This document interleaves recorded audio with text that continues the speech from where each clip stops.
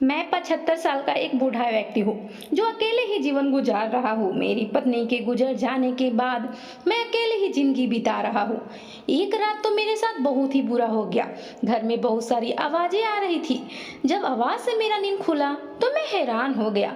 मेरे बेटे बहू झगड़ा कर रहे थे मेरे को लेकर। वह मुझे अब अपने साथ नहीं रखना चाह रहे थे। और उसी रात मेरे बेटे बहू को यह बात पता चल गया कि हम उनके बात सुन रहे हैं। उसके बाद वह दोनों मेरे साथ ऐसा कुछ किए कि मैं मेरी पत्नी के गुजर जाने के बाद मैं बिल्कुल अकेला हो गया था।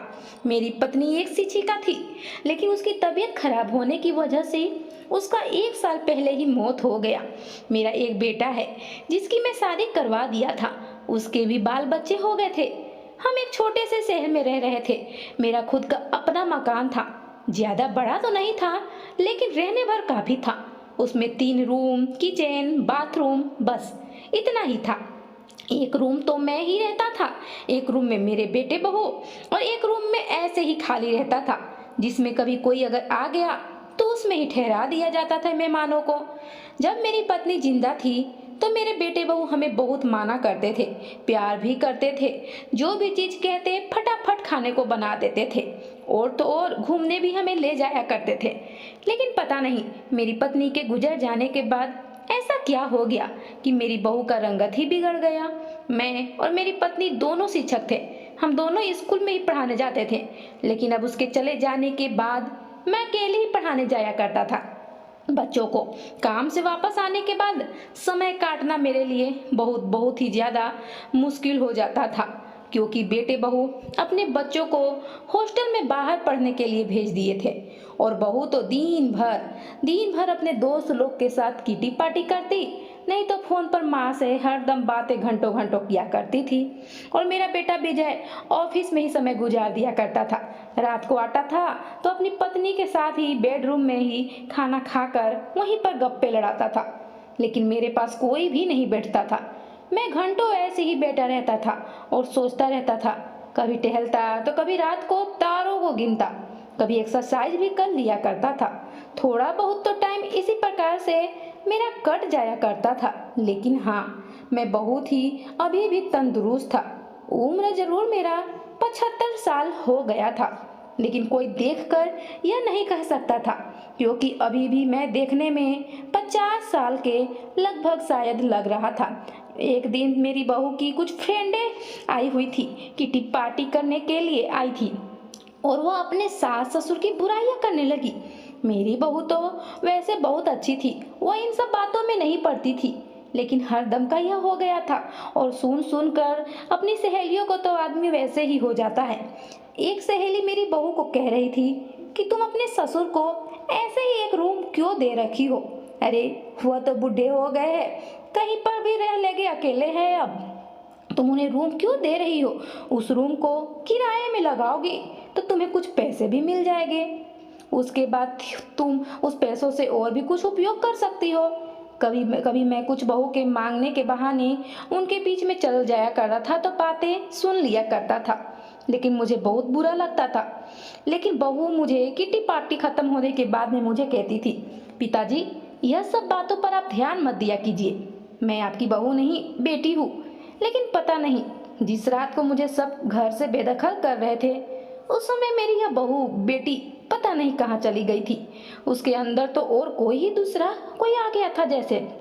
ऐसे तो मेरी बहू मेरी पत्नी के गुजर जाने के बाद भी ध्यान देती थी, अपनी दोस्त लोग की बातें नहीं सुनती थी, और मेरी वजह से कभी कभी तो किटी पार्टी भी कैंसिल कर देती थी जब मेरा तबीयत खराब होता था। और मेरा बेटा भी उतना पैसा नहीं कमा पाता था, लेकिन हाँ, घर अच्छा से चल जाता था। इतने तो पैसे आ जाते थे।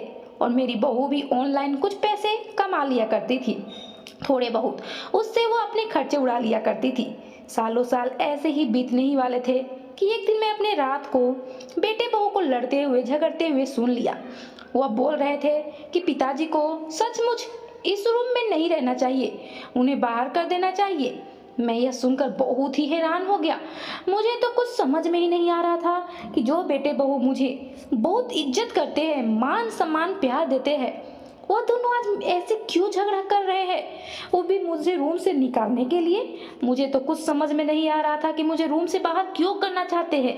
सचमुच अपनी सहेलियों की बातें मानकर मुझे कहीं रूम या घर से ही तो बहू बाहर नहीं करना चाहती है। लेकिन जैसे ही मैं उनकी बातें सुनकर अपने रूम में और जा रहा था तो एक गमले को ठोकर दे दिया गलती से, जिसकी वजह से बेटे बहू को शायद पता चल गया। विजय बेटा, आवाज लगाया भी, कौन है बाहर खड़ा। उस पर बहू बोली, लगता है बिल्ली होगा। मैं भी चुपचाप अपने कमरे में चल गया। कोई होगा, सुबह में देखते हैं। दोनों बातें करने लगे, फिर दोनों भी सो जाते हैं। लेकिन मुझे तो रात भर नींद ही नहीं आ रहा था। मैं अपने पत्नी से बातें करने लगा, बोल रहा था, हे भगवान, तुम सचमुच कहाँ चली गई। मुझे भी अपने साथ ले जाती। तुम्हारे गए हुए अब लगभग साल भर होने वाले हैं, लेकिन मुझे कोई भी दिक्कत नहीं हुआ अब तक। लेकिन अब लग रहा है कल से मेरी जिंदगी अच्छे से नहीं कटेगी। तुम्हारे बेटे बहू का व्यवहार ही बदल गया है।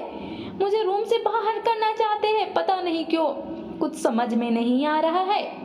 मैं इसी तरह से रात भर सोचता रहा। मुझे तो नींद भी नहीं आ रहा था। जैसे ही 4-5 शायद बजे हो गए तब जाकर मैं सोया होगा।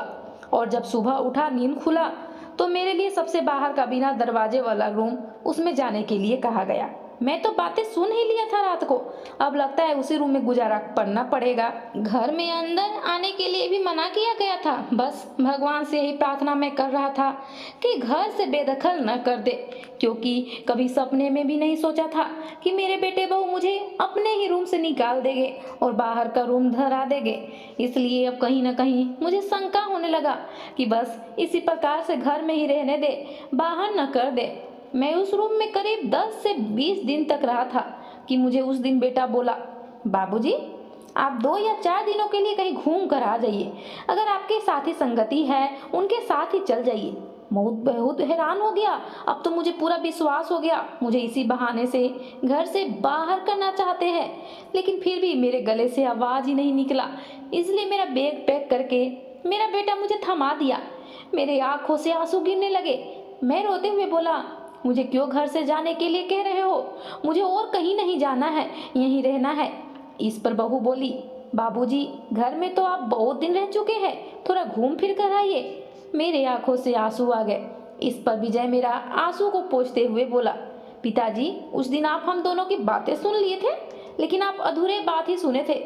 आप बिल्कुल भी चिंता मत कीजिए। आपको हर दम के लिए घर से बेदखल नहीं कर रहे हैं। आप कुछ दिनों के लिए तीर्थ स्थानों पर दर्शन करके आइए। आपके पड़ोस के मित्र राम प्रसाद जी जा रहे हैं, इसलिए मैं भी आपका टिकट करवा दिया हूँ। मेरी आंखों से फिर भी आंसू आ रहे थे। कुछ समझ में नहीं आ रहा था, लेकिन बेटे बहू ने यह कहा कि आप घूम कर आइए तो कुछ सुकून मिला मन में। अपने मित्र के साथ तीर्थ स्थलों का दर्शन करने निकल गया।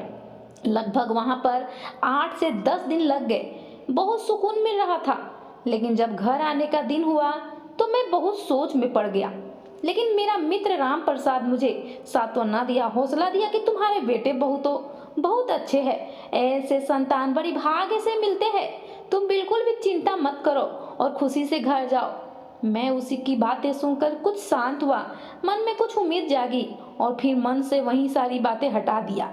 जब मैं घर पहुंचा तो मुझे दरवाजे पर ही रोक दिया गया, अंदर नहीं आने दिया गया। लगभग 1 घंटे के बाद बहू आरती की थाल लेकर आई। उसके बाद मेरा अच्छे से स्वागत करके अंदर बुलाई। मैं अंदर गया तो हैरान हो गया। मेरा रूम तो देखने लायक था, क्योंकि जब मैं बाहर घूमने गया था तब रूम टूटा फूटा और ऊपर से दीवारें गिर रही थी। लेकिन अब तो बिल्कुल नई की तरह कुछ मुझे अब समझ में आ रहा था कि उस दिन बेटे बहू क्या बातें कर रहे थे। मैं पूरी बात नहीं सुन पाया था, इसलिए कहावत है, अधूरी बात पर कभी भी ध्यान नहीं दिया जाता है। और मेरी यही गलती की वजह से मेरा इतना दिन खराब निकला। मैं अपने अच्छे बेटे बहू को भी बुरा मान बैठा मन ही मन, अधूरी बातें सुनकर। मैं जब अपने रूम के अंदर गया तो रूम की दीवारें अच्छी थी और मेरी पत्नी की तस्वीरें सामने ही लगी थी और मेरा सारा सामान मेरा बहुत अच्छे से लगाया गया था मेरे हिसाब के अनुसार। मेरे बेड के पास ही छोटी लकड़ी की टेबल लगा था, जिसमें जग में पानी, गिलास और मेरी दवाइयाँ रखी हुई थी। मैं यह सब देखकर बहुत ही ज्यादा हैरान हो गया। मेरे आंखों से खुशी के आंसू बहने लगे। तब मेरे बेटे विजय और बहू मेरे पास आकर मुझे बताए, बाबूजी, हम आपके रूम ही मरम्मत करवाने के लिए ही आपको बाहर करने की बातें किए थे, पर शायद आप अधूरी बात सुन लिए। पैसे कम होने की वजह से मैं हिम्मत नहीं कर पा रहा था, पता है। लेकिन आपकी बहू ने थोड़े पैसे अपनी कमाई से लगाकर मुझे हिम्मत दी और मुझसे झगड़ा भी इसलिए कर रही थी आपके रूम बनाने के लिए, क्योंकि मैं तैयार नहीं हो पा रहा था पैसे की वजह से। आपका रूम वैसे ही छोड़ने के लिए मैं कह रहा था। इसी बात को लेकर उस दिन हम दोनों में झगड़ा हो गया था और आप अधूरे बात सुनकर वहां से लगता है शायद चले गए और गमले की टूटने की आवाज से मुझे लगा कि बिल्ली हो सकता है। लेकिन आपका 5-6 दिनों से मन उतरा हुआ और उदास देखकर हम दोनों को अच्छा नहीं लगता था और कुछ समझ में नहीं आ रहा था कि आप ऐसे उदास क्यों है। जब बहुत सोचे समझे तो आपकी पूरी गाथा कहानी मुझे समझ में आ गया। इसलिए हम आपको तीर्थ स्थानों पर दर्शन करने के लिए घर से दूर भेज दिए। उसके बाद आपके मुताबिक हम रूम बनवा दिए। हमारा बहुत पहले से ही सपना था हम दोनों का, लेकिन पैसे ना होने की वजह से मैं आपका रूम नहीं बनवा पा रहा था। मैं अपने बेटे बहू के बातें सुनकर अपने आप को बहुत ही बुरा व्यक्ति मानने लगा। बहुत ही पछतावा हो रहा था मुझे अंदर ही अंदर, अपने आप को तड़पा रहा था। लेकिन फिर भी मैं हाथ जोड़कर अपने बेटे बहू से माफी मांगा तो दोनों ने मेरा फटाफट हाथ पकड़कर अपने सर पर रखवा लिया और बोला, पिताजी आपका हाथ आशीर्वाद देने के लिए है, बच्चों को माफी मांगने के लिए नहीं। आप बड़े हैं और वैसे भी यह घर और हम सब भी तो आप ही के हैं। तो फिर आप कैसे सोच सकते हैं कि हम आपको घर से बाहर निकाल देंगे? भले आप हमें निकाल सकते हैं। मैं बोला, बेटा बहू, मुझे लगा कि औरों के बच्चों की तरह बूढ़े होने में तुम भी मुझे बेदखल कर दोगे, क्योंकि बूढ़े को कोई भी घर में बर्दाश्त नहीं करता है, अनाथ आश्रम भेज दोगे। इसलिए मैं डर गया था। लेकिन तुम दोनों जैसे बच्चे बड़े भाग्य से मिलते हैं। मुझसे तो बहुत बड़ी गलती हो गया था, क्योंकि कभी भी अधूरी बातें सुनकर अपनी खुद की राय नहीं बनाना चाहिए। वह बहुत ही गलत होता है, जैसे कि मेरे साथ हो गया। तो दोस्तों, यह कहानी अगर पसंद आई हो तो ज़्यादा से ज़्यादा शेयर कीजिएगा और मेरे चैनल पर नए हैं तो सब्सक्राइब करके एक लाइक करना ना भूलिएगा। तो मिलते हैं अगली स्टोरी के साथ, तब तक के लिए धन्यवाद।